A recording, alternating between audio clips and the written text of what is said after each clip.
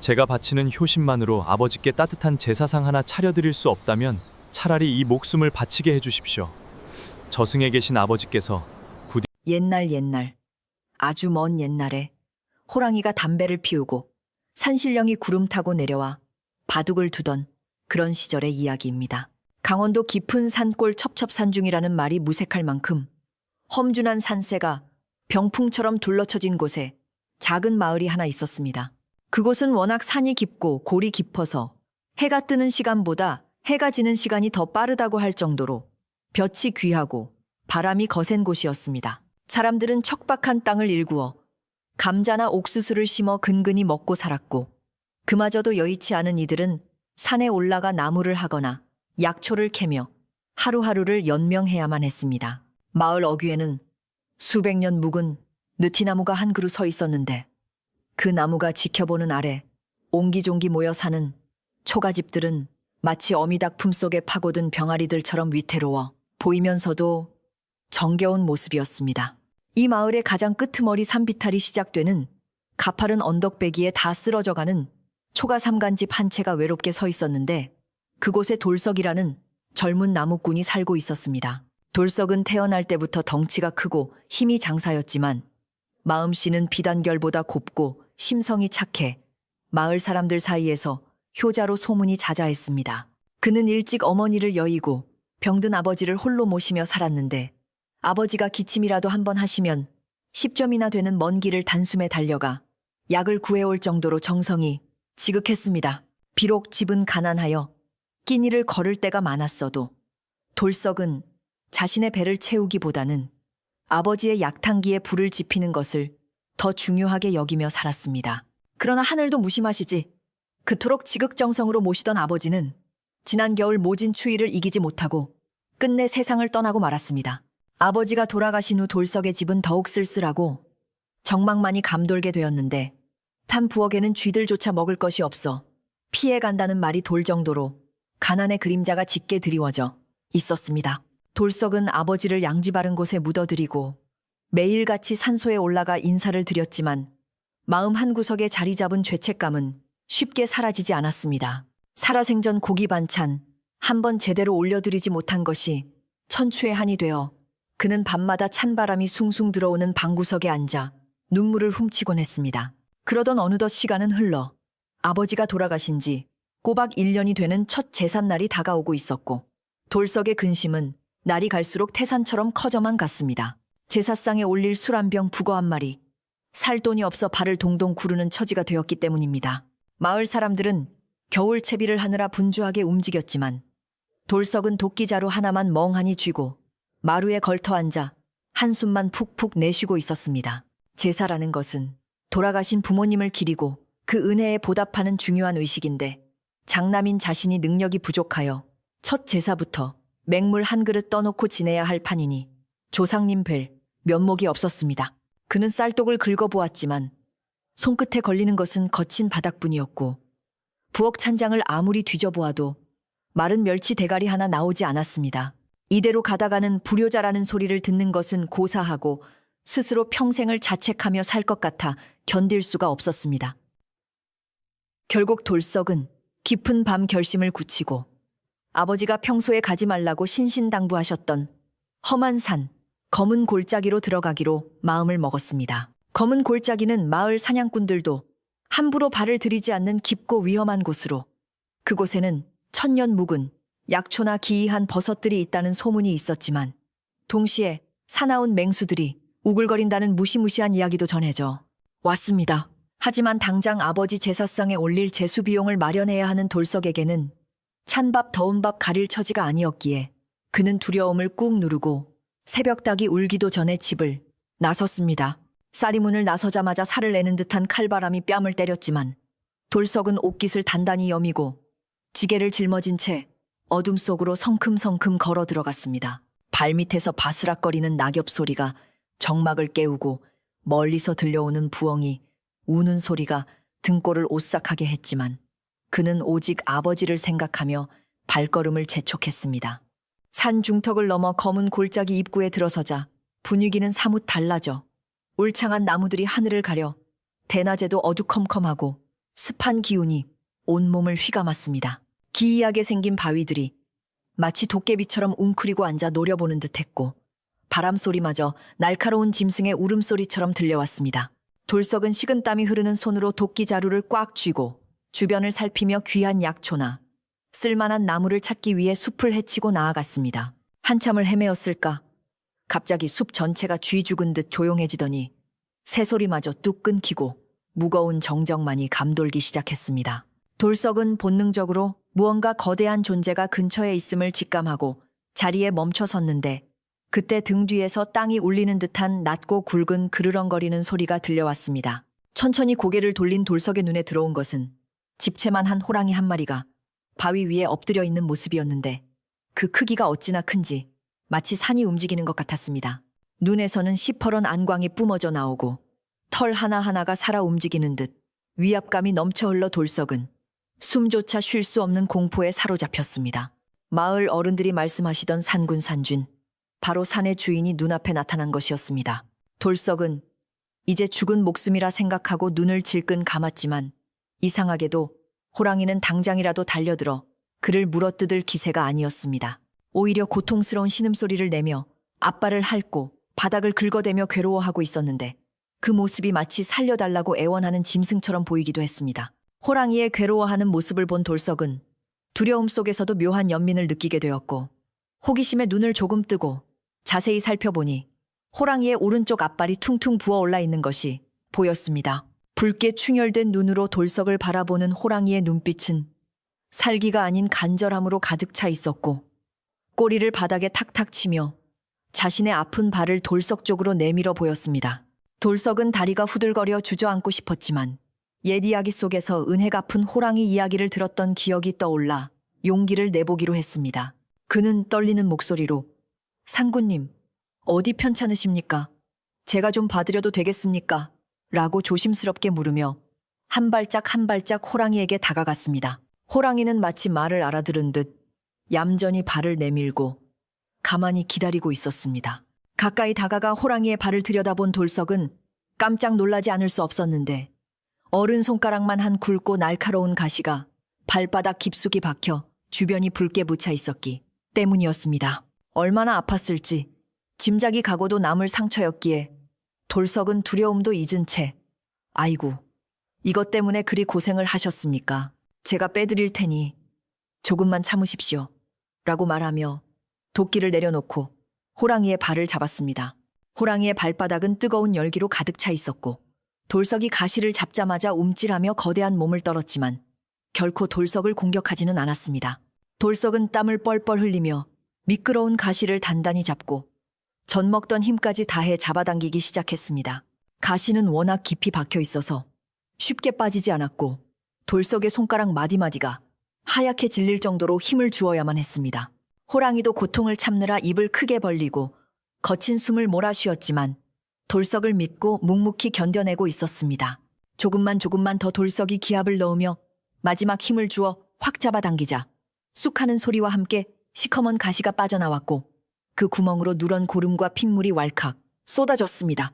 호랑이는 시원함과 고통이 뒤섞인 듯한 산천이 떠나갈 듯한 큰 포효를 내질렀지만 그 소리에는 더 이상 위협이 담겨 있지 않았습니다. 돌석은 바닥에 주저앉아 가쁜 숨을 몰아쉬며 피 묻은 가시를 쳐다보았고 호랑이는 제 발을 혀로 핥으며 상처를 달랬습니다. 한참 동안 상처를 핥던 호랑이는 이윽고 고개를 들어 돌석을 빤히 쳐다보았는데 그 황금빛 눈동자 속에는 깊은 감사의 뜻이 담겨 있는 듯 했습니다. 호랑이는 천천히 몸을 일으켜 세우더니 돌석을 향해 머리를 깊이 숙여 마치 사람처럼 절을 하는 심욕을 했습니다. 돌석은 얼떨결에 맞절을 하며 부디 몸조리 잘하십시오. 산군님이라고 인사를 건넸습니다. 호랑이는 돌석의 주위를 한 바퀴 빙 돌더니 굵은 꼬리로 돌석의 어깨를 툭 치고는 바람처럼 빠르게 숲속으로 사라져버렸습니다. 순식간에 일어난 일이라 돌석은 이것이 꿈인지 생시인지 분간이 가지 않아 자신의 볼을 꼬집어 보았지만 손에 묻은 호랑이의 피와 바닥에 떨어진 거대한 가시는 분명한 현실임을 말해주고 있었습니다. 날이 어둑어둑해지자 돌석은 서둘러 산을 내려와야 했는데 비록 약초나 나무는 구하지 못해 빈손이었지만 마음만은 이상하게도 든든하고 뿌듯했습니다. 그러나 마을 어귀에 도착해 자신의 초라한 집을 보자 다시금 현실의 무게가 어깨를 짓누르기 시작했습니다. 내일이 아버지 제사인데 결국 빈손으로 돌아왔구나. 돌석은 마당에 털썩 주저앉아 밤하늘의 별을 올려다보며 깊은 한숨을 내쉬었습니다. 부엌에는 여전히 쌀 한 톨 없고 제사상에 올릴 물 한 그릇 떠놓을 정화수 그릇조차 이가 빠져있는 형편이었습니다. 옆집 최영감네 집에서는 고기 굽는 냄새가 담장을 넘어오는데 그 냄새가 야속하게 느껴져 돌석은 서러운 눈물을 삼켜야 했습니다. 그날 밤 돌석은 잠을 이루지 못하고 뒤척이다가 새벽녘이 되어서야 겨우 선잠이 들었는데 꿈속에서 돌아가신 아버지가 나타나 환하게 웃으며 고생했다.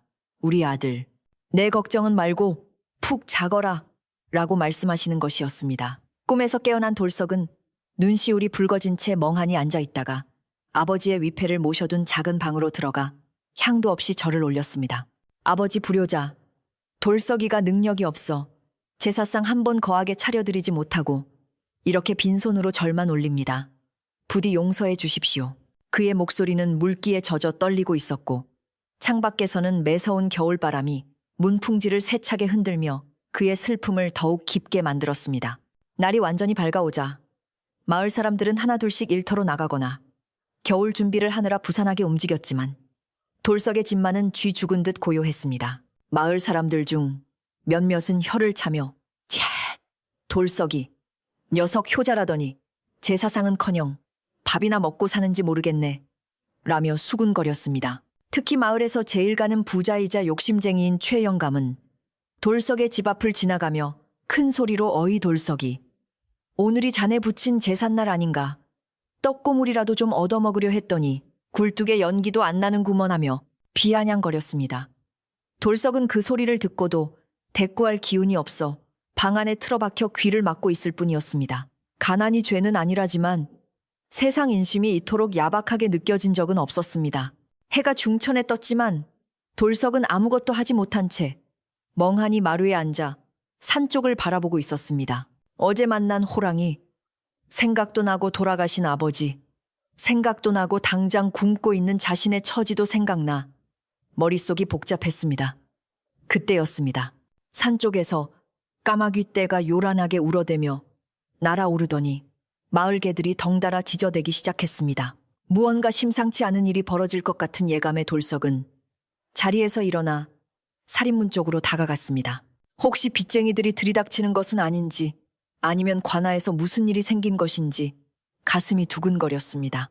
하지만 마을 어귀에는 아무도 보이지 않았고 오직 바람만이 흙먼지를 일으키며 불어오고 있었습니다.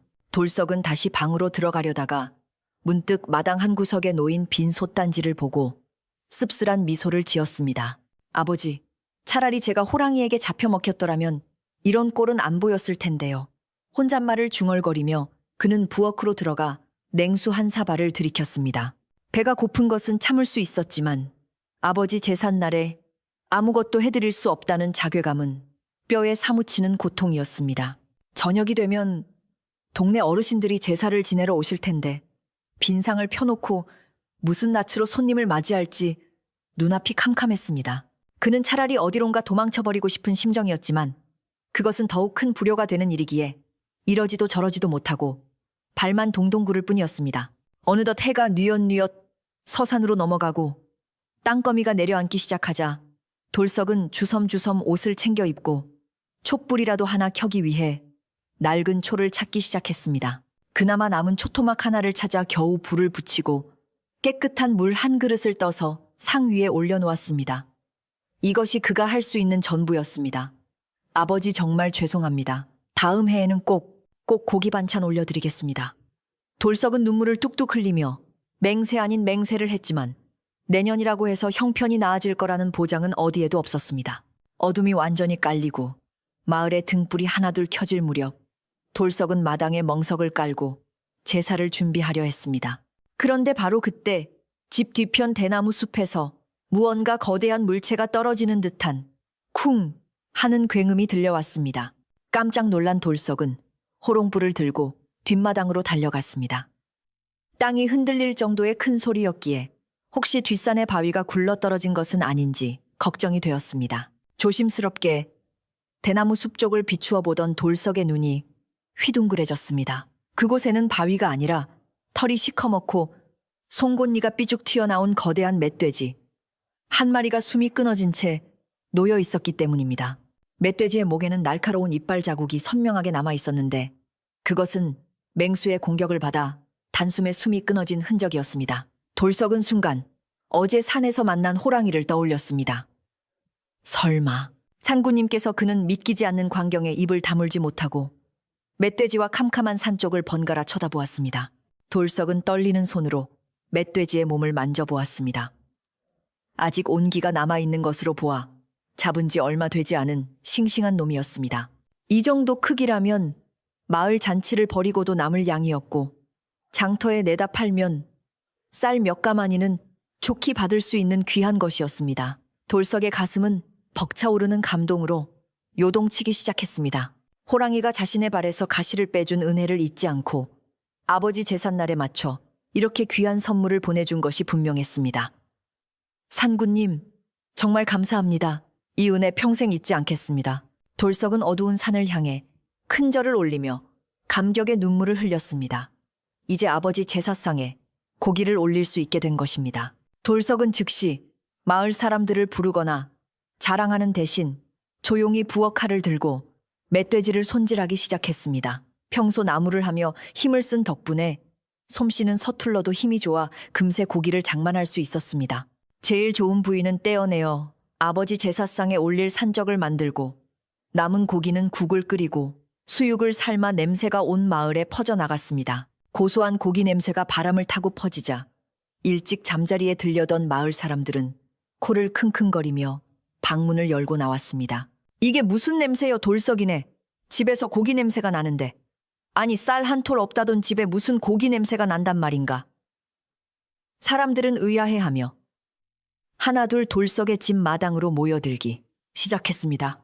최영감 역시 고기 냄새를 맡고 참을 수 없어 곰방대를 물고 돌석의 집으로 어슬렁어슬렁 걸어왔습니다. 그의 눈은 의심으로 가득 차 있었고 돌석이 혹시 남의 집 소라도 훔친 것은 아닌지 의심의 눈초리를 거두지 않았습니다.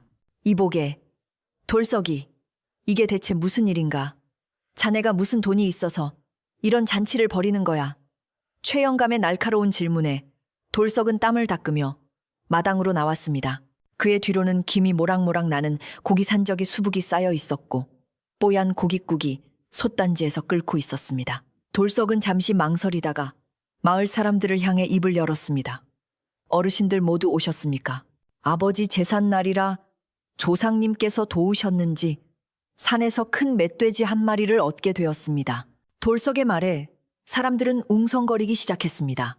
산에서 멧돼지를 얻어 맨손으로, 아니 저런 큰 짐승을 혼자서 잡았다는 게 말이 되나. 사람들은 믿을 수 없다는 표정이었지만 눈앞에 놓인 고기는 분명한 현실이었습니다. 돌석은 자세한 내막을 설명하기에는 호랑이 이야기가 너무 비현실적이라 생각하여 말을 아꼈습니다. 어쨌든 제사상은 풍성하게 차려졌고 돌석은 정성스럽게 아버지께 절을 올릴 수 있었습니다. 제사가 끝난 후 돌석은 모여든 마을 사람들에게 고기와 국을 넉넉히 대접했습니다. 배불리 먹은 사람들은 돌석의 효심에 감탄하며 칭찬을 아끼지 않았지만 최영감만은 고기 한 점을 씹으며 찜찜한 표정을 감추지 않았습니다. 그의 눈빛은 분명 뒤가 구린 구석이 있다고 말하고 있었습니다. 이렇게 돌석의 아버지 첫 제사는 기적처럼 풍성하게 끝이 났지만 이것은 앞으로 닥쳐올 기이한 일들의 시작일 뿐이었습니다. 마을 잔치가 끝나고 며칠이 지나자 돌석의 집 앞마당에 가득했던 고기 굽는 냄새는 점차 희미해졌지만 사람들의 입방아는 오히려 더욱 뜨겁게 달아오르기 시작했습니다. 처음에는 그저 배불리 먹여준 돌석의 효심을 칭찬하던 마을 사람들도 시간이 지날수록 최영감이 툭툭 던진 의심의 말들에 조금씩 동요하기 시작한 것입니다. 평생 낯질 한번 제대로 못해본 나무꾼이 사냥개도 없이 맨손으로 집채만 한 멧돼지를 잡았다는 것이 영 석연치 않다는 생각이 들불처럼 번져나갔습니다. 사람들은 3355 우물가에 모여 빨래를 하면서도 밭을 매면서도 온통 돌석의 이야기뿐이었고 그 내용은 점점 살이 붙어 기이하게 변질되어 갔습니다. 최용감은 마을 사랑방에 앉아 긴 곰방대를 탁탁 털며 사람들의 의심을 부채질하는데 여념이 없었는데 그는 자신이 마을의 질서를 지키는 파수꾼이라도 되는 양 거드름을 피웠습니다. 내 말 좀 들어보게. 산짐승이란 놈들이 얼마나 영물인데 덫 하나 놓지 않은 곳에서 그렇게 맥없이 죽어 자빠져 있겠나. 이건 분명 돌석이가 밤손님 노릇을 했거나 아니면 관아 몰래 금지된 사냥 도구를 쓴 게 틀림없어.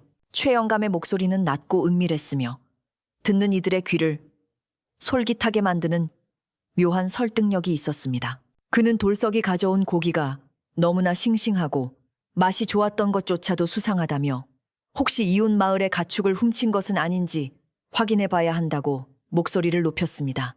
돌석은 이런 소문이 돌고 있다는 것을 짐작조차 하지 못한 채 그저 아버지를 잘 모셨다는 안도감에 젖어 묵묵히 산을 오르내리며 나무를 했습니다. 그러나 마을길에서 마주치는 사람들의 눈빛이 예전 같지 않다는 것을 느끼는 데는 그리 오랜 시간이 걸리지 않았습니다. 전에는 반갑게 인사를 건네던 이웃들이 슬금슬금 눈을 피하거나 뒤에서 수군거리는 소리가 들려왔기 때문입니다. 돌석이 다가가면 뚝 끊기던 이야기들이 그가 멀어지면 다시 와그르르 쏟아지는 것을 보며 돌석은 가슴 한구석이 서늘해지는 것을 느꼈습니다.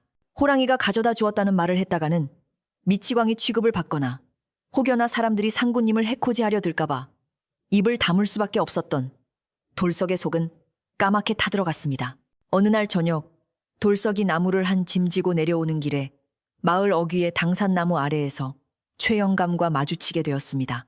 최영감은 뒷짐을 진 채 돌석을 위아래로 훑어보며 비릿한 미소를 지었는데 그 표정이 마치 먹잇감을 노리는 뱀과 같았습니다. 이보게, 돌석이 요즘 살림이 좀 피었나 보구만. 지난번 그 고기 맛은 참 좋았는데 말이야. 도대체 어디서 그런 횡재를 했는지 아직도 말을 안 해주는 건가. 최영감의 말에는 뼈가 있었고 돌석은 곤혹스러운 표정으로 고개를 숙였습니다. 그저 운이 좋았습니다, 어르신. 산신령님께서 굽어 살피신 덕분이라 생각하고 있습니다. 돌석은 최대한 공손하게 대답하고 자리를 피하려 했지만 최영감은 길을 막아서며 끈질기게 물고 늘어졌습니다. 산신령 허허, 산신령이 곡괭이질이라도 대신해 주던가. 자네 혹시라도 딴 마음 먹고 나쁜 짓 한 거면 지금이라도 이실직고하게 관아에 알려지면 곤장으로 끝나지 않을 걸세. 최영감은 으름장을 놓으며 돌석의 반응을 살폈습니다. 돌석은 억울함에 목이 메었지만 맹세코 도둑질은 하지 않았다고 거듭 머리를 조아릴 뿐이었습니다. 최영감은 흥하고 콧방귀를 뀌며 돌아섰지만 그 뒷모습에는 여전히 의심과 탐욕이 덕지덕지 붙어 있었습니다. 돌석은 집으로 돌아와 방문을 걸어 잠그고 캄캄한 방 안에 웅크리고 앉았습니다. 세상 사람들의 오해보다 더 무서운 것은 자신의 진심이 왜곡되는 것이었고 호랑이와의 신의를 지키기 위해 침묵해야만 하는 현실이 원망스럽기도 했습니다. 그렇게 마을의 분위기가 흉흉해질 무렵 마을에서 가장 나이가 많고 지혜롭기로 소문난 삼신할매가 돌석의 집을 찾아왔습니다. 삼신할매는 젊은 시절 무병을 앓아 신기가 있다고도 하고 산속에서 돌을 닦았다고도 전해지는 신비한 인물로 평소에는 마을 일에 잘 관여하지 않지만 중요한 일이 있을 때마다 한마디씩 던져 중심을 잡아주곤 했습니다. 지팡이를 짚고 허리가 굽은 할매가 돌석의 살인문을 밀고 들어오자 마당에 있던 닭들이 조용히 길을 비켜주었습니다. 돌석은 황급히 마루에서 내려와 할매를 부축해 모셨습니다. 할머니 누추한 곳에 어인 걸음이십니까? 돌석의 물음에 할매는 그저 빙그레 웃으며 돌석의 얼굴을 찬찬히 뜯어보았습니다. 할매는 마루에 걸터앉아 먼 산을 바라보며 혼잣말처럼 중얼거렸습니다. 사람의 입은 참으로 무섭지. 칼보다 더 날카로워 사람을 베기도 하고 독보다 더 지독해서 마을을 병들게도 하니 말이다. 돌석은 그 말이 자신을 두고 하는 말임을 대번에 알아차리고 고개를 떨구었습니다. 할매는 돌석의 손을 잡아주며 거칠고 투박한 손마디를 쓰다듬었습니다. 내 눈을 보면 안다. 네가 훔친 것이 아니라는 것을. 산이 너를 돕고 있구나. 하지만 명심해라. 귀한 것을 얻으면 반드시 시기하는 자가 따르는 법이다. 네가 중심을 잃지 않으면 바람은 지나갈 것이나 흔들리면 뿌리째 뽑힐 수도 있다. 할매의 목소리는 따뜻하면서도 엄중했습니다. 돌석은 울컥하는 마음에 하마터면 호랑이 이야기를 꺼낼 뻔했지만 꾹 참고 할매의 손을 맞잡았습니다. 할머니, 저는 정말 부끄러운 짓을 하지 않았습니다. 다만 제 입으로 말할 수 없는 사정이 있을 뿐입니다. 삼신 할매는 고개를 끄덕이며 주머니에서 꼬깃꼬깃한 부적 하나를 꺼내 건네주었습니다. 이걸 문지방 위에 붙여두거라. 잡귀를 쫓는 것이 아니라 사람의 나쁜 마음을 막아주는 것이다. 내년 제삿날까지 부디 조심하고 또 조심하거라. 할매는 그 말을 남기고 다시 지팡이를 짚으며 호련히 사라졌습니다. 돌석은 할매가 남긴 부적을 소중히 쥐고 사람들의 비난 속에서도 꿋꿋하게 버틸 힘을 얻었습니다. 계절은 속절없이 흘러 눈이 녹고 산에 진달래가 피는가 싶더니 어느새 뜨거운 태양이 내리쬐는 여름이 왔고 다시 낙엽이 지는 가을이 찾아왔습니다.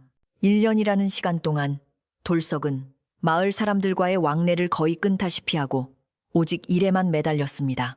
그는 새벽같이 일어나 산에 가서 나무를 하고 밤늦게까지 집신을 삼으며 성실하게 살았지만 가난은 좀처럼 그를 놓아주지 않았습니다. 사람들은 돌석이 성실하게 일하는 모습을 보면서도 저렇게 일해서 언제 부자 되나 또 훔치러 가겠지 라며 비아냥거림을 멈추지 않았습니다. 최영감은 틈만 나면 돌석의 집 주위를 맴돌며 감시의 눈초리를 번뜩였고 심지어 동네 아이들에게 돌석의 집을 훔쳐보라고 시키기까지 했습니다. 다시 찬바람이 불기 시작하고 아버지의 두 번째 제삿날이 다가오자 마을의 긴장감은 최고조에 달했습니다. 최영감은 아예 대놓고 동네방네 떠들고 다녔습니다. 올해도 두고 보자고. 만약 이번에도 그놈 집에서 고기 냄새가 난다면 내 손에 장을 지지겠네. 아니 그땐 정말 관아에 고발해서 옥살이를 시켜야 해. 사람들은 최영감의 말에 반신반의하면서도 내심 올해는 또 어떤 일이 벌어질지 호기심 가득한 눈으로 돌석의 집을 주시했습니다. 돌석은 이런 분위기를 모를 리 없었기에 마음이 천근만근 무거웠습니다. 호랑이님이 또 오실까? 아니면 이번에는 정말 빈상을 차려야 하나 오신다면 사람들이 해코지라도 하면 어쩌나. 제사 며칠 전부터 돌석은 잠을 이루지 못하고 밤마다 마당을 서성였습니다. 산 쪽을 바라보며 마음속으로 빌고 또 빌었습니다. 산군님, 부디 오지 마십시오. 사람들이 눈에 불을 켜고 감시하고 있습니다. 저는 괜찮으니 부디 몸성이 계십시오. 돌석은 호랑이가 자신을 도와주려다 위험에 빠질까봐 그것이 더 두려웠습니다. 그는 차라리 자신이 욕을 먹고 모욕을 당하는 편이 낫다고 생각했습니다. 그래서 그는 미리 장터에 가서 빚을 내어 작은 북어 한 마리와 막걸리 한 병을 사다 놓았습니다. 올해는 기적을 바라지 않고 자신의 힘으로 조촐하게나마 제사를 지내기로 마음먹은 것입니다. 제사. 전날 밤 하늘에는 먹구름이 잔뜩 끼어 달빛조차 없는 칠흑 같은 어둠이 내려앉았습니다. 바람은 윙윙거리며 앙상한 나뭇가지를 흔들어대고 마을 전체가 폭풍전야처럼 고요하면서도 팽팽한 긴장감에 휩싸였습니다. 최영감은 마을 청년 몇 명을 꼬드겨 술을 사주며 돌석의 집 근처 잠복을 서자고 제안했습니다. 오늘 밤이야. 오늘 밤에 분명 무슨 짓을 할 게야. 우리가 현장을 덮치면 꼼짝없이 당하는 거지. 청년들은 술기운에 최영감의 말에 동조하며 몽둥이를 들고 돌석의 집 담벼락 밑에 숨어들었습니다. 그들은 숨을 죽이고 돌석의 집 안 동태를 살폈지만 방 안에서 새어나오는 희미한 불빛 외에는 아무런 움직임도 없었습니다. 방 안에 홀로 앉아있던 돌석은 밖에서 들려오는 부스럭거리는 소리에 온 신경을 곤두세웠습니다. 쥐새끼 한 마리 지나가는 소리조차 크게 들릴 만큼 예민해져 있었습니다. 그는 아버지의 위패 앞에 정화수를 떠놓고 무릎을 꿇었습니다. 아버지 마을 인심이 흉흉하여 올해는 조용히 지내려 합니다. 부디 노여워 마시고 이 불효자의 정성만 받아주십시오. 돌석이 눈을 감고 기도를 올리는 순간 갑자기 밖에서 우두둑 하는 소리와 함께 담벼락에 기와가 떨어지는 소리가 들렸습니다. 숨어있던 최영감과 청년들이 깜짝 놀라 숨을 멈추었고 돌석도 기도를 멈추고 방문을 활짝 열었습니다. 마당에는 아무것도 없었지만 바람의 방향이 바뀌었는지 산 쪽에서 비릿하면서도 묵직한 짐승의 냄새가 확 풍겨왔습니다. 최영감은 적어봐. 내가 뭘 했어? 뭔가 온다니까 하며 옆에 있는 청년의 옆구리를 쿡 찔렀습니다. 그들은 공포와 흥분이 뒤섞인 채 어둠 속을 뚫어지게 응시했습니다. 그때 돌석의 집 뒷마당, 작년 멧돼지가 놓였던 그 대나무 숲에서 다시 한번 기이한 소리가 들려왔습니다. 이번에는 쿵 하는 둔탁한 소리가 아니라 무언가 여러 개가 투둑툭툭 하며 연달아 떨어지는 소리였습니다. 마치 누군가 하늘에서 물건을 던져주는 것 같은 소리였습니다. 돌석은 심장이 터칠 것만 같았습니다. 그는 신발도 제대로 신지 못한 채 맨발로 뒷마당으로 뛰어갔습니다. 담벼락 뒤에 숨어있던 사람들도 호기심을 참지 못하고 고개를 쑥 내밀어 뒷마당을 훔쳐보았습니다. 어둠 속에서 희미하게 드러난 형체는 하나가 아니었습니다. 뿔이 멋지게 돋아난 커다란 사슴 한 마리가 숨이 끊어진 채 놓여 있었고 그 옆에는 알록달록한 장기와 까투리 몇 마리가 가지런히 놓여 있었습니다. 그리고 산토끼 서너 마리까지 마치 산신령이 차려준 밥상처럼 온갖 산짐승들이 즐비하게 놓여 있는 것이었습니다. 돌석은 입을 틀어막았고 숨어서 보던 사람들은 턱이 빠질 듯 놀라 입을 다물지 못했습니다. 이것은 분명 사람이 할 수 있는 일이 아니었습니다.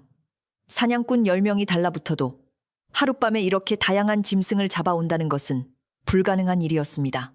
돌석은 털썩 주저앉으며 산 쪽을 향해 감사의 눈물을 흘렸습니다. 산군님, 또 이렇게 은혜를 베푸십니까? 하지만 감동의 순간도 잠시 담벼락 뒤에서 도둑이야 도둑 잡아라 하는 최영감의 고함 소리가 정적을 깨뜨렸습니다. 최영감은 횃불을 켜들고 대문을 박차고 들어오며 소리쳤습니다. 네, 이럴 줄 알았지. 어디서 훔쳐온 게냐. 당장 말하지 못해 횃불의 불빛이 돌석의 얼굴과 바닥에 놓인 짐승들을 비추자 돌석의 얼굴은 하얗게 질리고 말았습니다. 최영감 뒤로 몽둥이를 든 청년들이 우르르 몰려들어와 돌석을 포위했습니다. 돌석이 자네 실망일세. 정말 훔친 건가? 청년 중 하나가 묻자 돌석은 고개를 세차게 저었습니다. 아닙니다. 정말 아닙니다. 저는 훔치지 않았습니다. 돌석이 절규하듯 외쳤지만 눈앞에 놓인 수많은 짐승 사체들은 돌석의 말을 믿기 어렵게 만들고 있었습니다. 최영감은 의기양양하게 웃으며 짐승들을 발로 툭툭 찼습니다. 이것 봐라. 사슴의 토끼까지. 이건 관아의 허가 없이는 잡을 수도 없는 것들이야. 내 놈이 밀렵꾼들과 내통한 게 분명해. 최영감은 마치 대단한 범인을 잡은 포도대장이라도 된 듯 으스댔습니다. 소란스러운 소리에 잠을 자던 마을 사람들이 하나둘 횃불을 들고 모여들기 시작했습니다.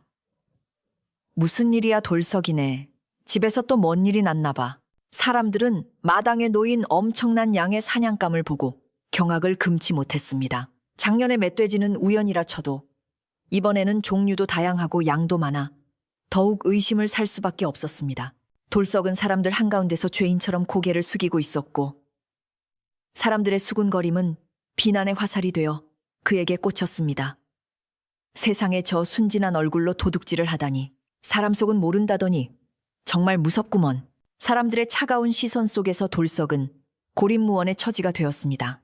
그때 인파를 해치고 삼신할매가 다시 나타났습니다. 할매는 소란스러운 사람들을 향해 지팡이로 바닥을 내리치며 호통을 쳤습니다. 조용들 해라. 밤중에 뭣들 하는 짓이냐. 할매의 서슬퍼런 기세에 사람들은 흠칫하며 물러섰지만 최영감만은 물러서지 않았습니다. 할망구, 이건 명백한 증거요. 돌석이가 도둑놈이라는 증거란 말이요.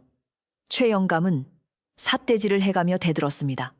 할매는 짐승들을 찬찬히 살펴보더니 묘한 표정으로 최영감을 노려보았습니다. 증거. 내 눈에는 저게 훔친 물건으로만 보이느냐. 저 짐승들의 상처를 자세히 보아라. 화살 자국도 창 자국도 덧자국도 없다. 오직 단 한 번의 물림으로 숨이 끊어졌다. 사람이 한 짓이 아니란 말이다. 할매의 말에 사람들은 웅성거리며 짐승들을 자세히 들여다보았습니다. 과연 할매의 말대로 짐승들의 목에는 날카로운 이빨 자국만이 선명하게 남아있었고 다른 외상은 전혀 없었습니다. 그게 무슨 소리요? 그럼 짐승이 짐승을 잡아다 줬단 말이요. 최영감이 당황하며 되물었습니다. 할매는 돌석을 바라보며 의미심장한 말을 던졌습니다. 하늘이 내린 복인지 산이 내린 복인지는 두고 보면 알겠지. 하지만 영감 죄 없는 사람을 몰아세우면 천벌을 받는 법이야. 내년 이맘때 진실이 밝혀질 테니 그때까지 함부로 입 놀리지 말게. 할매는 상황을 일단락 지으려 했지만 최영감은 쉽게 물러서지 않을 기세였습니다. 좋소. 그럼 내년 딱 1년 더 기다려주지. 3년 탈상날. 그때도 이런 일이 생긴다면 내 전 재산을 내놓겠소. 하지만 만약 돌석이가 사기친 게 밝혀지면 이 마을에서 영영 쫓아낼 테니 각오하시오. 최영감은 마을 사람들 앞에서 공개적인 내기를 제안했습니다. 분위기에 휩쓸린 사람들은 고개를 끄덕였고 돌석은 어쩔 수 없이 그 제안을 받아들여야만 했습니다. 최영감과 사람들이 썰물처럼 빠져나가고 다시 정막이 찾아온 마당. 돌석은 피 묻은 사슴을 어루만지며 하염없이 눈물을 흘렸습니다. 고마움과 두려움, 그리고 서러움이 뒤섞인 눈물이었습니다. 어둠 속에서 부엉이만 구슬피 울어대고 그렇게 두 번째 제삿날 밤은 깊어만 갔습니다. 두 번째 제사 이후 돌석의 집 주변에는 보이지 않는 거대한 벽이 생긴 것과 다름없었습니다. 마을 사람들은 우물가에서 돌석을 마주쳐도 눈길을 피하기 일쑤였고 아이들조차 부모의 엄포에 놀라 돌석이 지나가면 호랑이 굴 냄새가 난다며 코를 막고 도망치기 바빴습니다. 돌석은 마치 투명 인간이라도 된 듯, 혹은 몹쓸 전염병에 걸린 환자라도 된 듯 철저하게 외톨이가 되어갔습니다. 그가 산에서 해온 나무를 장터에 내다 팔려 해도 마을 사람들은 도둑질한 놈의 물건을 쓰면 부정탄다며 거들떠보지도 않았기에 돌석의 살림은 전보다 더욱 궁핍해질 수밖에 없었습니다. 그러나 육체적인 배고픔보다 더 견디기 힘든 것은 자신의 진심이 왜곡되고 난도질 당하는 것을 지켜봐야만 하는 정신적인 고통이었습니다. 최영감의 기세는 날이 갈수록 등등해져 마치 자신이 마을의 사또라도 된 양 거들먹거리며 돌아다녔습니다. 그는 사랑방에 모인 사람들에게 침을 튀기며 내장담하건대 돌석이 놈은 산적들과 내통하고 있는 게 분명해. 그렇지 않고서야 어떻게 매년 그 귀한 산짐승들을 얻을 수 있겠나 라며 근거 없는 낭설을 퍼뜨렸습니다. 사람들은 처음에는 반신반의했지만 최영감의 끈질긴 세뇌와 돌석의 침묵이 길어지자 점차 그 말을 사실로 받아들이기 시작했습니다. 심지어 돌석이 밤마다 산에 올라가 산적들에게 마을의 정보를 넘긴다는 터무니없는 소문까지 돌았고 마을 사람들은 밤이 되면 문을 걸어 잠그고 돌석의 집 쪽으로는 오줌도 누지 않을 정도로 경계심을 품게 되었습니다. 계절은 어김없이 흘러 산과들의 색깔을 바꾸어 놓았지만 돌석의 마음속 겨울은 좀처럼 끝나지 않았습니다. 그는 사람들의 오해가 깊어질수록 더욱더 입을 굳게 다물고 오직 아버지의 묘소와 집만을 오가며 은둔하다시피 살았습니다. 하지만 마음 한구석에는 다가오는 3년 탈상, 즉 마지막 제삿날에 대한 걱정이 태산처럼 쌓여만 갔습니다. 산군님께서 이번에도 오실까? 만약 오신다면 큰일인데. 돌석은 호랑이가 은혜를 갚기 위해 또다시 위험을 무릅쓰고 마을로 내려올까봐 전전긍긍했습니다. 최영감이 올해는 반드시 현장을 덮쳐서 뼈도 못 추리게 만들겠다고 공공연하게 떠들고 다녔기에 호랑이가 나타난다면 자칫 사람들의 덫이나 무기에 다칠 수도 있다는 생각에 밤잠을 설치기 일쑤였습니다. 돌석은 고민 끝에 산군님께 오지 말라는 신호를 보내기로 마음먹고 아버지가 돌아가시기 전에 일러주셨던 깊은 산속의 성황당 나무를 찾아갔습니다. 그곳은 마을 사람들이 기도를 올리는 곳이자 산의 입구와도 같은 곳이었는데 돌석은 그곳에 하얀 소복 조각을 걸어두고 간절히 빌었습니다. 산군님, 그동안 베풀어 주신 은혜만으로도 차고 넘칩니다. 부디 이번 제사에는 오지 마십시오. 사람들이 산군님을 해치려 벼르고 있습니다. 제발, 제발 오지 마십시오. 돌석은 나무 아래 엎드려 울면서 빌고 또 빌었습니다. 바람이 불어 소복 조각이 펄럭일 때마다 마치 산신령이 자신의 기도를 듣고 고개를 끄덕이는 것 같기도 하고 혹은 거절하며 고개를 젓는 것 같기도 하여 마음이 놓이지 않았습니다. 어느덧 아버지의 3년상을 마무리하는 마지막 제삿날이 코앞으로 다가왔고 마을의 분위기는 폭풍 전야처럼 팽팽한 긴장감으로 가득 찼습니다.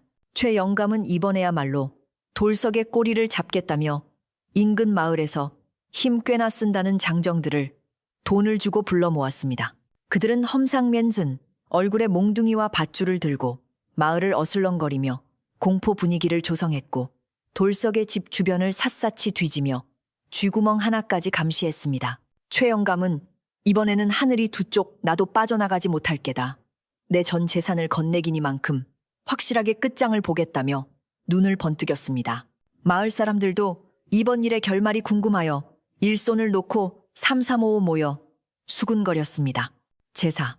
이틀 전 삼신할매가 다시 지팡이를 짚고 마을 어귀에 나타났는데 그녀의 표정은 예전보다 훨씬 어둡고 심각했습니다. 할매는 최영감의 집 앞을 지나며 큰 소리로 욕심이 과하면 화를 부르는 법, 산 주인을 노하게 하면 마을 전체가 피를 볼 수도 있다 라고 일갈했습니다.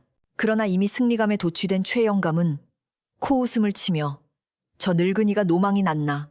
산 주인이 어디 있어? 호랑이 담배 피우던 시절 이야기나 하고 있구먼. 우리는 도둑놈을 잡으려는 것뿐이야 라고 대꾸했습니다. 삼신할매는 고개를 절레절레 흔들며 혀를 찼습니다. 어리석은 중생들. 눈앞에 이익에 눈이 멀어 진짜 무서운 줄을 모르는구나. 할매의 경고는 사람들의 탐욕스러운 웃음소리에 묻혀 허공으로 흩어지고 말았습니다.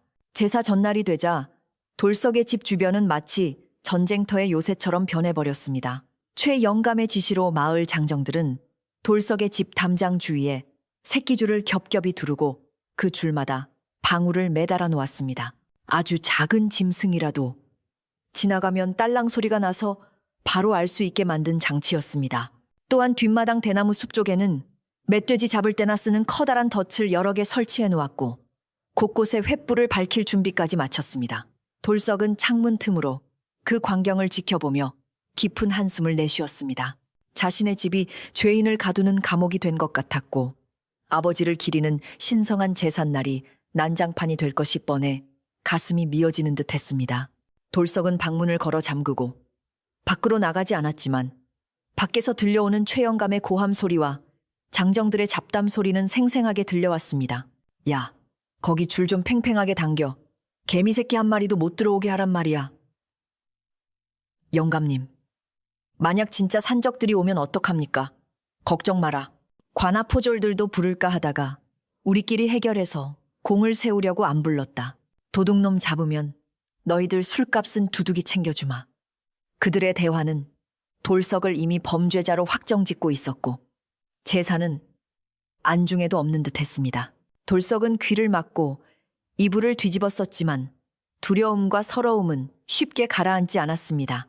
해가 서산으로 넘어가고 땅거미가 질 무렵 돌석은 주섬주섬 제사상을 차리기 시작했습니다. 비록 밖은 살벌한 감시망이 펼쳐져 있었지만 집안에서만큼은 아버지께 예를 다하고 싶었습니다.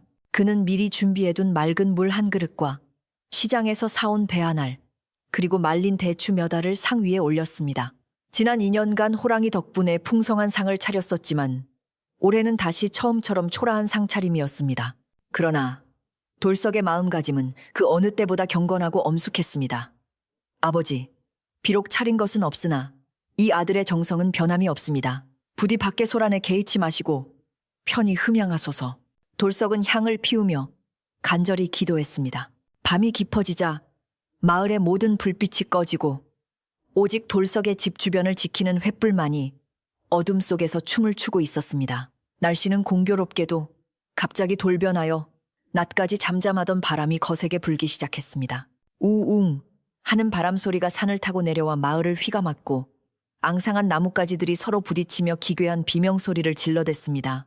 하늘에는 먹구름이 몰려와 별빛 하나 보이지 않는 칠흑 같은 밤이 되었고 가끔씩 멀리서 천둥소리 같은 것이 우르르 울리며 땅을 진동시켰습니다. 감시를 서던 장정들도 심상치 않은 날씨에 옷깃을 여미며 불안한 눈빛을 교환했습니다. 날씨가 왜 이래 꼭 귀신 나올 것 같네. 최영감은 마루에 의자를 놓고 앉아 부채질을 하며 불안해하는 장정들을 다그쳤습니다. 사내 자식들이 겁먹기는 바람 좀 부는 것 가지고 호들갑 떨지 마라. 정신 바짝 차려. 오늘 밤이 승부쳐야 하지만 최영감의 목소리에도 미세한 떨림이 묻어 있었습니다. 그 역시 산골 사람인지라 이런 날씨가 주는 불길한 징조를 본능적으로 느끼고 있었던 것입니다. 짐승들이 짖지도 않고 풀벌레 소리 하나 없이 오직 바람 소리만 가득한 밤은 무언가 거대한 존재가 움직이고 있다는 신호와도 같았습니다. 최영감은 곰방대를 입에 물었지만 손이 떨려 불을 붙이기가 쉽지 않았습니다. 방 안의 돌석은 제사상 앞에 무릎을 꿇고 앉아 있었지만 온 신경은 바깥의 동정에 쏠려 있었습니다.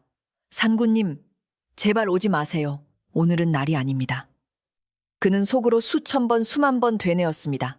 만약 호랑이가 나타난다면 덫에 걸리거나 창에 찔릴 것이고 호랑이가 다치지 않는다 하더라도 사람들을 해치게 된다면 그 또한 돌석이 감당할 수 없는 비극이 될 것이기 때문입니다. 시간이 얼마나 흘렀을까? 자시, 밤, 11시, 새벽 일시가 가까워지자 바람소리가 잦아들고 기묘한 정적이 감돌기 시작했습니다. 마치 폭풍우가 몰아치기 직전의 고요함처럼 숨 막히는 침묵이 돌석의 집과 마을 전체를 짓눌렀습니다. 그때 감시를 서던 장정 중 하나가 비명을 지르듯 소리쳤습니다. 저기 산 쪽 좀 봐. 저게 뭐야? 모두의 시선이 일제히 돌석의 집 뒤편 검은 산자락으로 향했습니다. 캄캄한 어둠 속에서 두 개의 푸른 불빛이 둥둥 떠 있는 것처럼 보였습니다.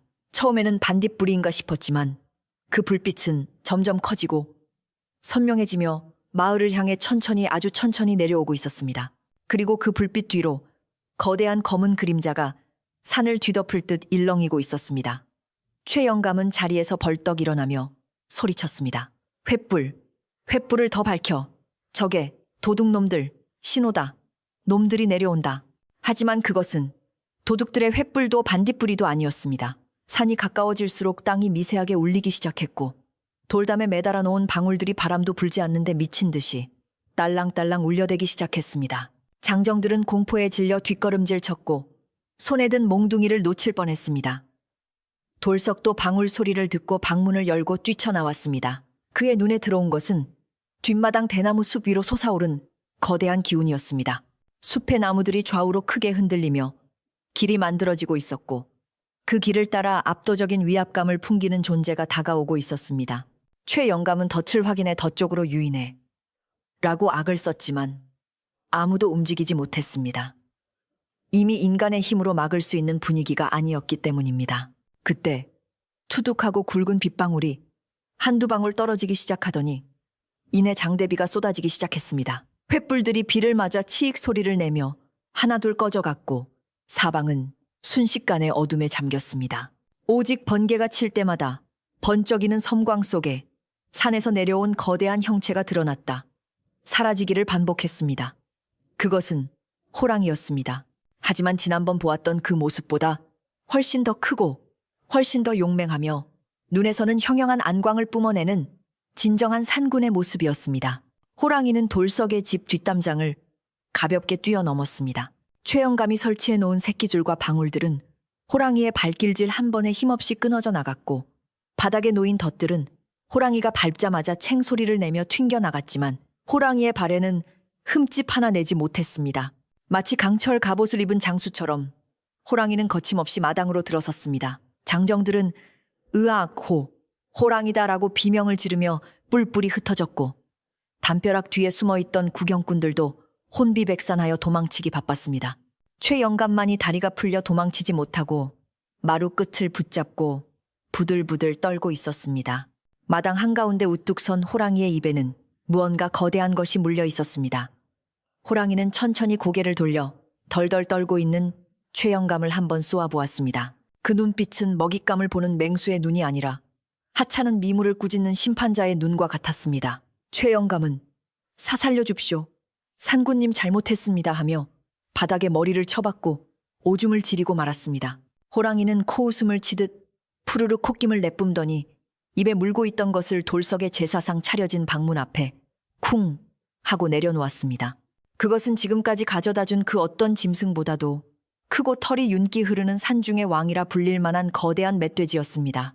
돌석은 비에 젖은 채 마루에 서서 그 모든 광경을 지켜보고 있었습니다. 두려움보다는 경외심이 그리고 벅차오르는 감동이 그의 가슴을 채웠습니다. 호랑이는 멧돼지를 내려놓고는 돌석을 향해 고개를 돌렸습니다. 빗줄기 사이로 마주친 호랑이의 눈은 3년 전 가시를 빼주던 날처럼 따뜻하고 깊었습니다. 돌석은 자신도 모르게 마당으로 내려가 빗물 젖은 땅바닥에 무릎을 꿇었습니다. 상구님, 이 위험한 곳을 어찌 또 오셨습니까? 돌석의 목소리는 빗소리에 묻혔지만 호랑이는 알아들은 듯 귀를 쫑긋거렸습니다. 그때였습니다. 도망친 줄 알았던 장정 중 하나가 욕심에 눈이 멀어 숨겨두었던 활을 꺼내 호랑이를 향해 겨누었습니다. 저놈만 잡으면 팔자가 핀다. 그는 떨리는 손으로 시위를 당겼습니다. 피잉. 파공음을 내며 날아간 화살은 호랑이의 등을 향해 날아갔습니다. 돌석은 본능적으로 안 돼 라고 소리치며 몸을 날리려 했지만 거리는 너무 멀었습니다. 하지만 호랑이는 마치 뒤통수에 눈이라도 달린 듯 꼬리를 채찍처럼 휘둘러 날아오는 화살을 탁 하고 쳐내버렸습니다. 그리고 천천히 고개를 돌려 화살을 쏜 장정을 노려보았습니다. 그 서슬퍼런 살기에 장정은 활을 떨어뜨리고 그 자리에 기절해버리고 말았습니다. 호랑이는 다시 돌석을 바라보았습니다. 이제 모든 것이 명백해졌습니다. 훔친 것도 아니요, 산적과 내통한 것도 아니었습니다. 오직 짐승과 인간 사이에 맺어진 깊은 신뢰와 보온만이 존재할 뿐이었습니다. 호랑이는 마지막으로 돌석에게 작별을 고하듯 길게 울부짖었습니다. 그 소리는 천둥 소리보다 더 크게 마을 전체를 울렸고 집 안에 숨어있던 마을 사람들의 가슴속까지 파고들어 죄책감과 두려움을 심어주었습니다. 이것은 단순한 짐승의 울음이 아니라 거짓과 탐욕으로 얼룩진 인간들을 꾸짖는 산신의 호통이었습니다. 빗줄기는 점점 굵어지고 돌석과 호랑이는 서로를 바라보며 말없는 대화를 나누고 있었습니다. 이제 이 기막힌 사연의 결말을 맺을 시간이 다가오고 있었습니다. 호랑이의 포효가 밤하늘을 가르고 빗줄기마저 멈추게 할 듯한 기세로 울려 퍼진 뒤 마당에는 숨막히는 정적만이 감돌았습니다. 그 누구도 감히 숨소리를 크게 내지 못했고 오직 처마 밑으로 떨어지는 빗방울 소리만이 똑똑거리며 정막을 채울 뿐이었습니다. 호랑이는 마치 돌석에게 마지막 인사를 건네는 듯 그윽한 눈빛으로 한참을 바라보다가 천천히 몸을 돌려 산을 향해 발걸음을 옮겼습니다. 그 뒷모습은 위험이 넘쳤고 꼬리는 유유히 허공을 가르며 움직였습니다. 돌석은 멀어지는 호랑이의 뒷모습을 향해 젖은 땅바닥에 엎드려 큰 절을 올렸습니다. 산군님, 부디 평안히 가십시오. 이 은혜는 죽어서도 잊지 않겠습니다. 그의 목소리는 물기에 젖어 떨렸지만 그 어느 때보다 깊은 진심이 담겨 있었습니다. 호랑이가 대나무 숲 사이로 사라지고 난 뒤에도 한동안 사람들은 넋이 나간 듯 그 자리에 얼어붙어 있었습니다. 마치 신령스러운 기운이 휩쓸고 지나간 자리에 남겨진 미물들처럼 그들은 두려움과 경이로움 사이에서 갈피를 잡지 못하고 있었습니다. 구름 사이로 희미하게 달빛이 비치기 시작하자 어둠 속에 가려져 있던 마당의 참상이 드러났습니다. 갈기갈기 찢겨진 덫, 끊어진 새끼줄, 그리고 마당 한가운데 놓인 집채만한 멧돼지의 모습은 그야말로 압도적이었습니다. 멧돼지는 금방이라도 살아 움직일 듯 생생했고 그 크기는 마을 사람들이 평생 보아온 그 어떤 짐승보다도 거대했습니다. 이것은 인간의 힘으로 잡을 수 있는 것이 아니라는 사실을 이제는 바보 천치라도 알 수밖에 없었습니다. 가장 먼저 정신을 차린 것은 삼신 할매였습니다. 할매는 지팡이를 짚고 엉거주춤 서 있는 마을 사람들을 향해 쩌렁쩌렁한 목소리로 호통을 쳤습니다. 다들 보았느냐? 내 놈들이 도둑이니 산적패니 하며 몰아세우던 돌석이를 위해 산 주인이 직접 내려오신 것을 똑똑히 보았느냐? 할매의 일갈의 사람들은 하나둘 고개를 들었지만 부끄러움에 차마 돌석의 얼굴을 똑바로 쳐다보지 못했습니다. 횃불을 들고 숨어있던 이웃들은 슬금슬금 밖으로 나왔고 몽둥이를 들고 있던 청년들은 무기를 슬그머니 등 뒤로 감추거나 바닥에 떨어뜨렸습니다. 그들의 얼굴에는 공포가 가시고 깊은 자책감과 민망함이 번져나가고 있었습니다. 최영감은 마루 밑 기둥을 붙잡고 여전히 사시나무 떨듯 떨고 있었습니다. 그의 바지는 축축하게 젖어 있었고 평소에 위세등등하던 모습은 온데간데 없이 초라한 늙은이의 몰골만 남아 있었습니다. 삼신 할매는 최영감 앞으로 다가가 지팡이로 바닥을 쿵쿵 찍으며 말했습니다. 이복의 최영감, 자네가 그리도 장담하던 도둑질의 증거가 어디 있는가? 자네 눈에는 저 거대한 산돼지가 돌석이가 훔쳐온 물건으로 보이는가? 최영감은 입술이 파랗게 질려 아무 말도 하지 못하고 고개만 세차게 저었습니다. 그의 눈동자는 여전히 호랑이가 사라진 대나무 숲 쪽을 힐끔거리며 공포에서 헤어나오지 못하고 있었습니다. 산신의 노여움을 샀다는 두려움이 그의 탐욕을 단번에 집어삼켜버린 것입니다. 돌석은 천천히 자리에서 일어나 흙탕물이 묻은 옷을 털어내고 최영감에게 다가갔습니다. 마을 사람들은 돌석이 최영감에게 안갚음이라도 할까봐 숨을 죽이고 지켜보았습니다. 내기대로라면 최영감은 전 재산을 돌석에게 내놓아야 했고 마을에서 쫓겨나도 할 말이 없는 처지였습니다. 하지만 돌석의 표정은 차분하고 온화했습니다. 그는 털썩 주저앉아 있는 최영감을 향해 손을 내밀었습니다. 어르신, 이제 그만 일어나십시오. 땅바닥이 찹니다. 돌석의 따뜻한 목소리에 최영감은 믿기지 않는다는 표정으로 고개를 들었습니다. 자네, 나를 원망하지 않는가? 내 재산을 다 가져가도 시원찮을 판에. 최영감의 목소리는 기어들어갈 듯 작았습니다. 원망이야. 왜 없었겠습니까? 하지만 오늘 상군님께서 보여주신 뜻은 서로 미워하고 싸우라는 것이 아닐 겁니다. 저리 큰 선물을 주고 가셨는데 우리끼리 얼굴 붉히고 살면 조상님 볼 면목이 또 없지 않겠습니까? 돌석은 최영감을 부축하여 일으켜 세웠습니다. 그 모습에 주변에 모여있던 마을 사람들은 탄성을 내뱉었고 몇몇 아낙네들은 감동하여 눈물을 훔치기도 했습니다. 세상에 저런 보살이 어디 있어? 우리가 돌석이를 너무 몰라봤어. 사람들의 수군거림은 이제 비난이 아닌 찬사와 존경으로 바뀌어 있었습니다. 돌석의 너른 마음이 얼어붙었던 마을 사람들의 마음을 봄눈 녹이듯 녹여버린 것입니다. 돌석은 마당 한가운데로 걸어 나와 마을 사람들을 향해 섰습니다. 그리고 지난 3년 동안 가슴 속에 묻어두었던 이야기를 하나씩 꺼내놓기 시작했습니다. 여러분, 제가 그동안 입을 다물고 있었던 것은 혹시라도 제 말 때문에 산군님께 해가 갈까 두려워서였습니다.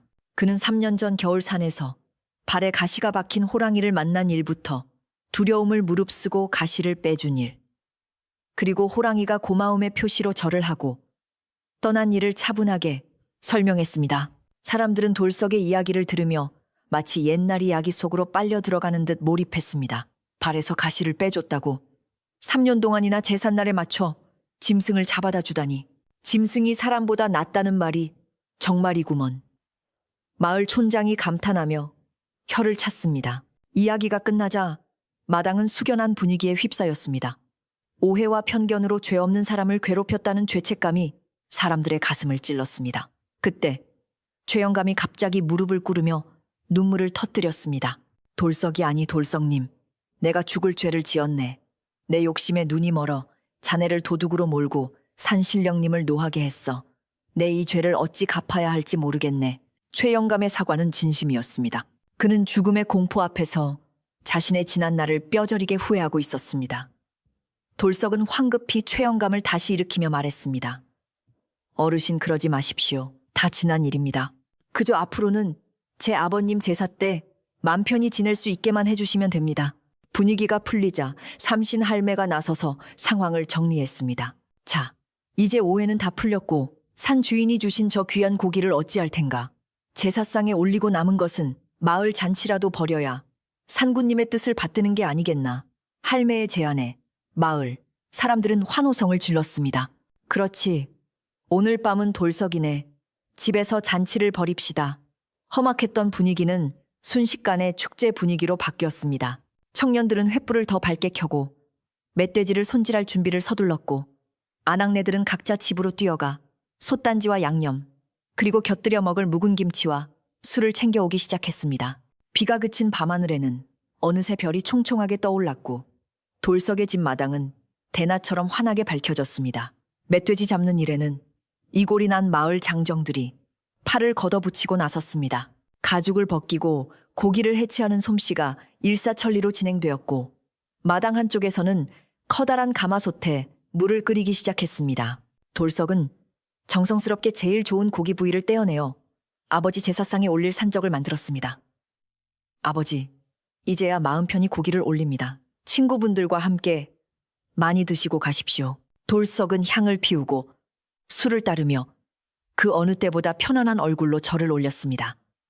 그의 등 뒤에서는 마을 사람들의 왁자지껄한 웃음소리가 배경음악처럼 들려왔습니다. 최영감은 자신의 집 창고를 열어 쌀 2가마니와 잘 익은 술 몇 독을 꺼내 돌석의 집으로 날랐습니다. 이건 내 사죄의 뜻일세. 마을 사람들 배불리 먹이고 자네 곳간도 좀 채우게. 그는 땀을 뻘뻘 흘리며 직접 쌀가마니를 짊어지고 왔는데 마을 사람들은 그 모습을 보고 최영감이 진짜 개과천선했네. 호랑이한테 혼나더니 사람이 달라졌어 하며 껄껄 웃었습니다. 최영감도 쑥스러운 듯 머리를 긁적이며 슬그머니 부엌일 거드는 아낙네들 틈에 끼어 장작을 패기 시작했습니다. 돌석의 집마당은 고기 굽는 냄새와 밥 짓는 냄새, 그리고 사람 냄새로 가득 찼습니다. 고기가 다 익어가자 마을 사람들은 멍석을 깔고 둘러앉았습니다. 돌석은 갓 구운 고기와 따뜻한 밥을 마을 어르신들께 먼저 대접했습니다. 많이들 드십시오. 산군님께서 주신 선물이니 보약이나 다름없을 겁니다. 사람들은 입안에서 살살 녹는 고기 맛에 감탄을 금치 못했습니다. 어허, 맛이 기가 막히네. 천하일미야. 천하일미 돌석이 덕분에 내 평생 이런 호사를 다 누려보네. 사람들은 술잔을 기울이며 돌석을 칭찬하기에 바빴습니다. 돌석은 그들 사이를 오가며 부족한 반찬을 채워주고 술을 따라주며 지난 3년의 서름을 말끔히 씻어냈습니다. 그의 얼굴에는 더 이상 그늘이 없었고 환한 미소가 보름달처럼 떠올랐습니다. 잔치가 무르익어가자 마을 촌장이 일어나 건배를 제의했습니다. 자, 오늘 우리는 산 주인의 큰 가르침을 얻었소. 짐승도 은혜를 아는데 사람이 의리를 저버려서야 되겠소. 앞으로 우리 마을은 돌석이를 본받아 서로 믿고 도우며 삽시다. 그리고 돌석이, 자네는 이제 우리 마을의 자랑일세. 올소 돌석이 만세. 사람들은 잔을 높이 들고 외쳤습니다. 돌석은 쑥스러워 얼굴이 붉어졌지만 가슴 벅찬 행복감에 눈시울이 뜨거워졌습니다. 그는 밤하늘을 올려다보며 마음속으로 다시 한번 호랑이에게 감사의 인사를 전했습니다. 산구님 덕분에 제가 사람 노릇하며 살게 되었습니다. 정말 고맙습니다.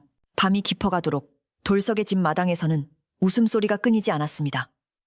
아이들은 배불리 고기를 먹고 마당을 뛰어다녔고 어른들은 술에 취해 흥겹게 노래를 불렀습니다. 돌석의 집을 둘러싸고 있던 감시의 눈초리와 날카로운 가시 돋친 말들은 모두 연기가 되어 밤하늘로 흩어졌습니다. 최 영감은 술이 거나하게 취해 돌석의 손을 잡고 내 자네를 친동생처럼, 아니 친아들처럼 여기겠네. 앞으로 어려운 일 있으면 나한테 다 말하게라며 주정을 부리기도 했습니다. 예전 같으면 꼴불견이라 생각했겠지만 오늘 밤만큼은 그 모습조차 정겹게 느껴졌습니다. 돌석은 최 영감의 등을 토닥이며 웃어주었습니다. 새벽녘이 가까워오자 사람들은 하나둘 집으로 돌아갈 채비를 했습니다. 그들은 돌아가는 길에도 돌석의 손을 꼭 잡으며 미안했네, 고맙네, 내일 또 보세라는 따뜻한 인사를 잊지 않았습니다. 돌석은 대문 밖까지 나가 배웅을 하며 한 사람 한 사람에게 고개를 숙여 인사했습니다. 모두가 돌아가고 난 뒤 마당에는 타다 남은 장작불의 온기와 치우지 못한 그릇들이 남아 있었지만 돌석은 피곤함도 잊은 채 마루에 걸터 앉았습니다. 고요해진 마당에 새벽바람이 살랑 불어왔지만 더 이상 춥게 느껴지지 않았습니다. 돌석은 부엌으로 들어가 남은 고기와 밥을 챙겨 들고 뒷마당 대나무 숲 입구로 갔습니다. 혹시나 호랑이가 다시 오지 않을까, 혹은 산짐승들이라도 먹을 수 있게 음식을 놓아두기 위해서였습니다. 상구님, 이건 제 작은 정성입니다. 오다 가다 배고프시면 드십시오. 그는 깨끗한 집 위에 음식을 올려두고 물러났습니다. 대나무 숲에서는 바람 소리만 사라락 들려왔지만 돌석은 그 소리가 마치 호랑이가 잘 먹겠다고 대답하는 것처럼 들렸습니다. 이제 돌석에게 산은 더 이상 두려움의 대상이 아니라 든든한 후원자이자 친구가 있는 곳이 되었습니다. 방으로 들어온 돌석은 아버지의 위패를 바라보며 하루를 마무리했습니다. 아버지, 오늘 밤은 참으로 길고도 행복한 밤이었습니다. 마을 사람들과 화해하고 최 영감님과도 앙금을 풀었습니다. 이 모든 게 아버지가 돌봐주신 덕분입니다. 촛불이 은은하게 흔들리며 돌석의 그림자를 벽에 비추었습니다. 긴장이 풀리자 급격한 피로가 몰려왔습니다.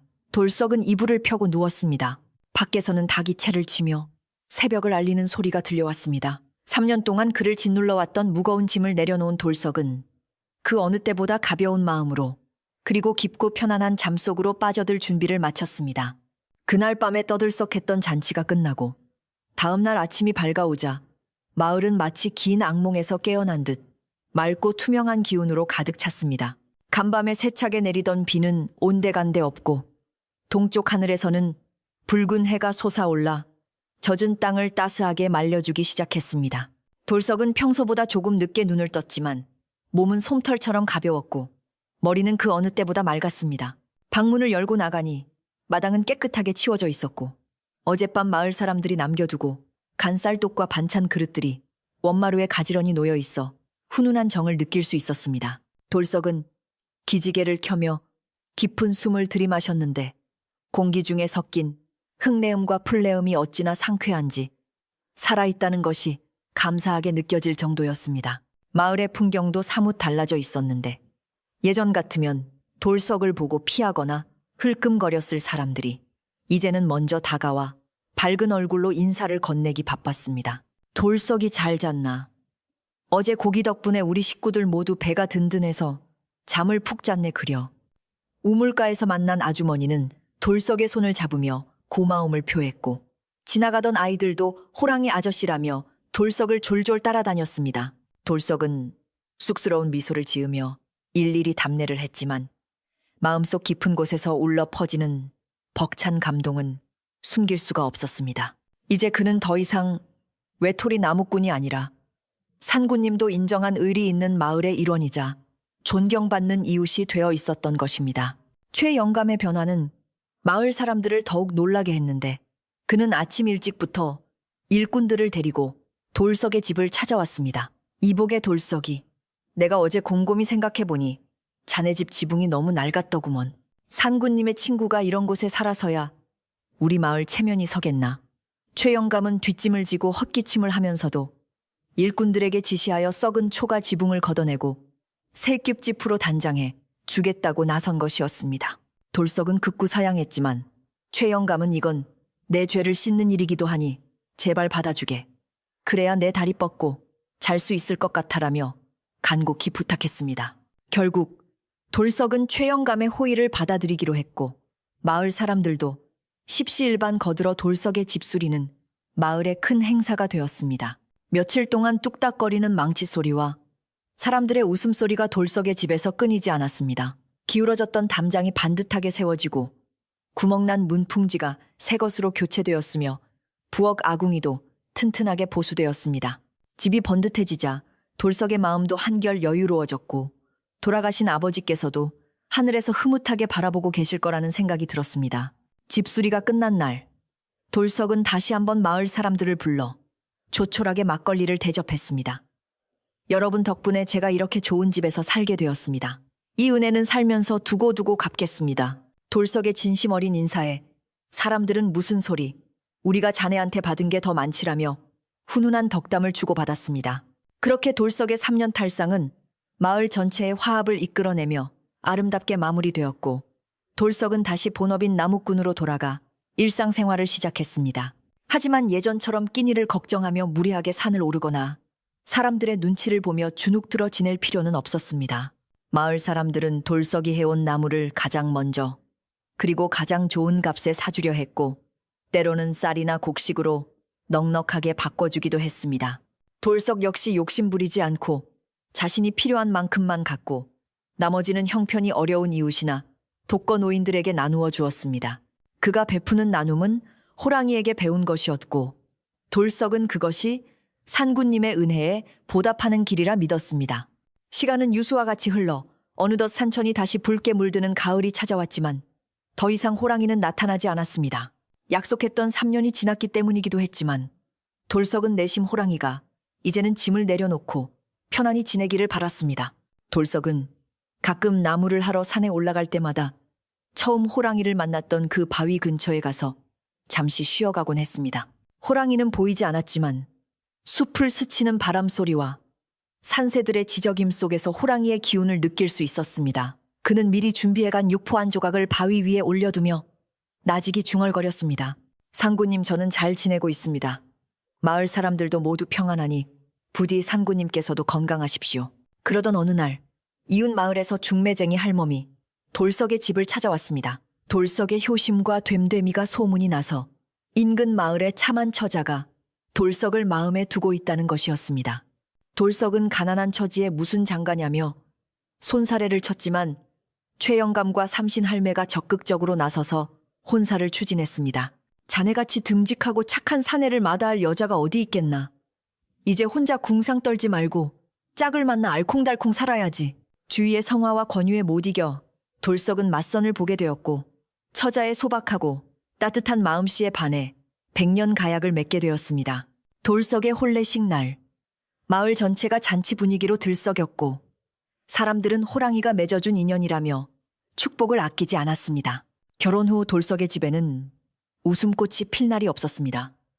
부지런하고 알뜰한 아내는 집안을 살뜰히 보살폈고 돌석은 더욱 열심히 일하여 살림을 불려나갔습니다. 비록 큰 부자는 아니었지만 두 사람의 사랑과 정성으로 가꾸어진 가정은 남부러울 것 없이 행복했습니다. 이듬해에는 건강한 사내아이까지 태어나 집안에 렁찬 울음소리가 가득 차게 되었습니다. 돌석은 아이를 품에 안고 마당을 거닐며 먼 산을 바라보곤 했습니다.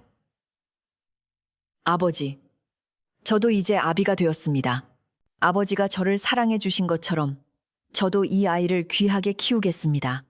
그의 눈가에는 감격의 이슬이 맺혔고 산바람이 불어와 그의 뺨을 부드럽게 어루만져 주었습니다. 돌석은 아이가 자라 말귀를 알아듣게 되자 무릎에 앉혀놓고 옛날 이야기를 들려주곤 했습니다. 그 중에서도 아이가 가장 좋아했던 이야기는 단연 호랑이 이야기였습니다. 아버지가 젊었을 때 말이다. 산에서 발이 아픈 호랑이를 만났는데 돌석이 이야기를 시작하면 아이는 눈을 반짝이며 귀를 기울였고 이야기를 다 듣고 나면 나도 커서 아버지처럼 용감하고 착한 사람이 될래요 라고 외치곤 했습니다. 돌석은 그런 아이의 머리를 쓰다듬으며 짐승에게도 진심을 다하면 통한다는 것과 은혜를 아는 삶이 얼마나 중요한지를 가르쳐 주었습니다. 이 이야기는 입에서 입으로 전해져 마을의 전설이 되었고 마을 아이들은 산을 오를 때마다 호랑이를 만날지도 모른다는 기대감에 부풀곤 했습니다. 최영감은 나이가 들어 거동이 불편해졌지만 성격은 예전과 딴판으로 온화해져 마을의 어른 노릇을 톡톡히 했습니다. 그는 자신의 재산을 털어 마을 서당을 짓고 가난한 아이들을 공부시켰으며 돌석을 불러 종종 바둑을 두며 말동무를 삼았습니다. 그때 자네가 아니었으면 나는 평생 수전노로 살다가 외롭게 죽었을 걸세. 호랑이 선생이 나를 사람 만들었지 허허. 최영감은 지난 날을 회상하며 껄껄 웃었고 돌석은 묵묵히 웃으며 최영감의 찻잔에 차를 따랐습니다. 두 사람 사이에는 미운 정, 고운 정이 쌓여 이제는 때려야 뗄 수 없는 각별한 사이가 되어 있었습니다. 세월은 멈추지 않고 흘러 돌석의 머리에도 어느덧 하얀 서리가 내리기 시작했습니다. 그는 이제 마을에서 가장 존경받는 어르신 중 한 명이 되었고 그의 집은 언제나 사람들의 발길이 끊이지 않는 사랑방이 되었습니다. 사람들은 어려운 일이 생기면 돌석을 찾아와 지혜를 구했고 돌석은 언제나 따뜻한 차 한 잔과 함께 진심 어린 조언을 건넸습니다.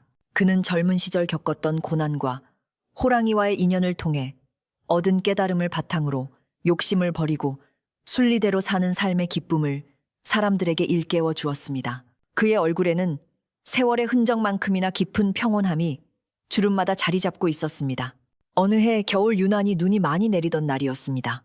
온 세상이 하얗게 뒤덮이고 산과 들이 고요한 잠에 빠져든 밤 돌석은 잠을 이루지 못하고 방문을 열어 밖을 내다보았습니다. 소복소복 눈 쌓이는 소리만이 들려오는 정막 속에서 문득 산 쪽에서 어흥 하는 낮은 울음소리가 들려오는 듯 했습니다. 그것은 환청일 수도 바람소리일 수도 있었지만 돌석은 그것이 오랜 친구가 보내는 마지막 인사임을 직감했습니다. 그는 홬마루로 나가 산을 향해 깊이 고개를 숙였습니다. 오랜 세월 동안 지켜봐 주셔서 고맙습니다. 이제 저도 갈 날이 멀지 않았으니 그때 다시 만나 회포를 푸시지요. 돌석의 입가에는 옅은 미소가 번졌습니다. 돌석은 방으로 들어와 아랫목에 자리를 잡고 누웠습니다. 방 안은 군부를 지펴 따뜻한 온기로 가득했고 옆에는 평생을 함께해온 아내가 고른 숨소리를 내며 잠들어 있었습니다. 창호지 문 너머로 은은하게 비치는 달빛이 방 안을 아늑하게 감싸 안았습니다. 돌석은 지난 삶을 천천히 되돌아보았습니다. 가난했지만 비굴하지 않았고 힘들었지만 외롭지 않았던 삶이었습니다. 호랑이와의 기적 같은 만남, 그리고 그로 인해 얻게 된 소중한 인연들과 평화로운 일상들, 그 모든 것이 꿈만 같고 감사할 따름이었습니다. 돌석은 눈을 감으며 생각했습니다. 착하게 살면 복이 온다는 말이 헛된 말은 아니었구나. 아버지, 이제 저도 편안히 쉬겠습니다. 그의 마음속에는 더 이상 바랄 것도 후회할 것도 없었습니다. 오직 가슴 한구석을 채우는 따뜻한 충만함만이 그를 포근하게 감싸주었습니다. 밖에서는 여전히 한방눈이 내리고 있었지만 돌석의 집은 세상 그 어느 곳보다 따뜻하고 평화로웠습니다. 내일 아침이면 눈 덮인 마당을 쓸어야겠지만 그것 또한 살아있는 즐거움이 될 것입니다. 방 안에 촛불이 다 타들어가 스스로 사그라들고 어둠이 부드럽게 내려앉았습니다. 돌석의 숨소리가 규칙적으로 변해가며 깊은 잠 속으로 빠져들었습니다. 마치 겨울잠을 자는 곰처럼, 혹은 긴 여행을 마치고 돌아와 쉼을 청하는 나그네처럼 그의 얼굴은 더없이 평온해 보였습니다. 호랑이가 지켜주고 마을 사람들이 사랑했던 나무꾼 돌석의 이야기는 눈 내리는 밤, 할머니가 들려주던 옛날 이야기처럼 우리들 가슴속에 따스한 등불 하나를 켜두고 그렇게 조용히 막을 내립니다. 모두들 근심 걱정 내려놓고 돌석이처럼 편안하고 따뜻한 꿈 꾸시길 바랍니다.